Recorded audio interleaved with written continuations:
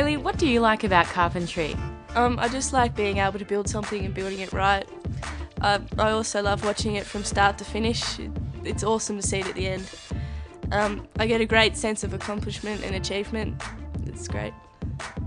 What were you looking for when deciding what to do after you left school? I was looking for something that would keep me busy and stimulated, and I did electronics and science at school, and this sort of sparked my interest in it, and it's got a good career path. So where's this career path heading? Becoming an electrical engineer or a project manager or an estimator. These areas are particularly attractive to girls. Girls are good with administration and good communication skills. You need that knowledge gained from a trade background to move into these areas. And what about travelling? Electricity is universal, it's the same everywhere. Australian apprenticeships are of the highest standard and they're world recognised, and you can earn great money working overseas. Why did you choose horticulture? Well, I never considered anything but a trade. I love working outdoors and the physical nature really appealed to me. So I could never see myself working in an office. So it was just always going to be a trade. It's what I wanted. What do you like about it? Almost everything. I love working with living things and learning the science behind it all. It's creative and it's interesting and you never stop learning. And how about working with so many guys? I really like the male environment. They really look after me and they're always ready to help me out, and like with the things like heavy lifting and with the technical side of things. They're really good, and these are the blokes teaching me the skills I need to be qualified horticulturalists. So what do you like about being an electrician? I like seeing the job through from beginning till the end. I like all the problem solving along the way. Domestic work is a good environment to learn, and it's creative in a friendly environment.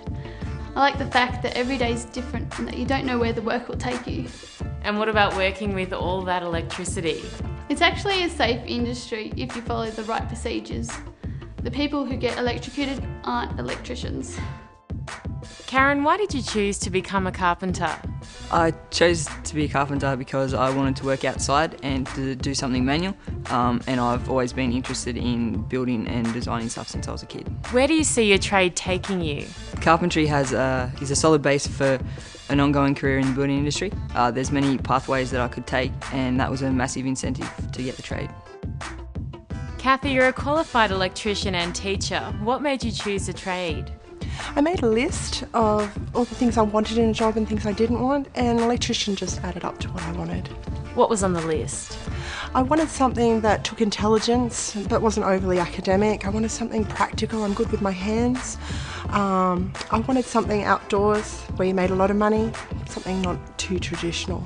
As a teacher, what do you think leads to success in the industry? The girls I see coming through have made their decision. They want to be an electrician. They work really hard, heads down, and they get through. They're tenacious. They're quite practical, and they're not afraid of getting their hands dirty. They don't care if they break a nail. Another way to enter the industry is to do a cadetship. So what does doing a cadetship involve? When you do a cadetship, you combine on-site training with in-classroom training, and you study a broad range of subjects such as project administration, project management, quantity surveying, site surveying, accounting, and they're all pretty comprehensive. That was a valuable insight from the girls, but what do employers think? Charles, you're a plumber and a builder. Why do you employ women? I really like women in the industry, in all trades, as painters, carpenters, electricians and plumbers. They're generally more careful with the equipment and in restaurants and people's homes, and they usually take a lot more pride in their work.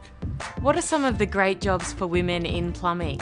Well, women can work in laboratories and hospital complexes and do the testing of thermostatic mixing valves and backflow prevention devices, as well as in-slab heating, hydronic heating, solar panels. Generally the work is quite light and they can earn good money in the industry. And the challenges? The ongoing challenge is to keep up with changes in codes and industry standards, and you also have to be knowledgeable to be able to answer questions from your customers. So where's the trade heading? What are some of the trends? We're moving towards saving energy, such as the installation of solar panels. There's a whole spectrum of new technologies which provide for more opportunity to learn on the job, and apprentices love the idea because they can do lots of different things. So what's the buzz? The sense of accomplishment when the job's finished. Matt, why do you think girls make good painters? Girls, they're committed, they're conscientious, they've got a great attention to detail, they want to learn, they ask the right questions, and generally girls make great painters.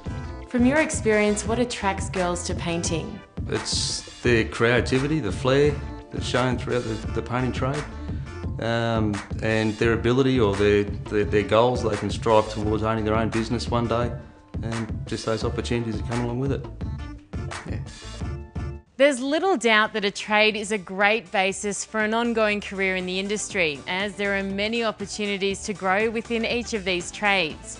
You may move about the industry, retrain to add to your skills, do a cadetship or specialise in particular areas, especially as new technologies are introduced. You may also one day run your own business, and as we've heard, it's easy to travel and work when you have a trade. You should also know that qualified tradeswomen who are good at their jobs have a great opportunity to be well paid. So what's next? How can you try a trade? Well, the easiest and one of the best ways to try a trade is to do one of our many trade-based courses at school. Another way is to do a pre-apprenticeship course, which is available for some of the trades. Or if you have a good idea of what you want to do, then do a school-based apprenticeship. For more information about a career in the building and construction industry, check out our website where you will find lots of useful links and information.